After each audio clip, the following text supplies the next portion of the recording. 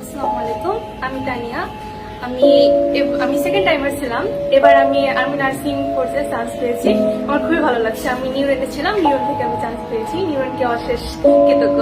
Time যখন nursing পরীক্ষা দিই তখন আমার চান্স হয়নি, তো আমি অনেক ভয় পেয়েছিলাম যে সেকেন্ড টাইম দিব কি দিব না, অনেক বিভ্রান্তির মধ্যে ছিলাম।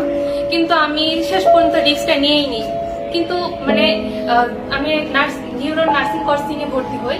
এরা মানে এমন ভাবে গাইডলাইন দিয়েছে যে আমি প্রথম থেকে অনেক সাহস পেয়েছি, আর মনের মধ্যে একটা হয়েছে যে না, এবার আমি পারবোই। মানে ইনশাল্লাহ আমি এবার পেরেছি সেটা। রিঅ্যাডমিশন ব্যাচে আমরা যারা ছিলাম, আমরা মানে ম্যাক্সিমামে চান্স পেয়েছি। এমনকি আর্ম ফোর্সে 1/3 মানে 60টা সিট, সেখানে আমরা 130 নার্সিং নিউরন থেকে চান্স পেয়েছি। কতবার নিউরনে ভর্তি হয়েছিলাম, কিন্তু সেটা ছিল ফেক।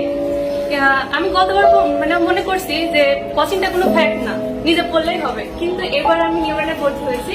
এটা সাইফুল স্যারের পরিচালিত, এটাই মূলত আসল নিউরন।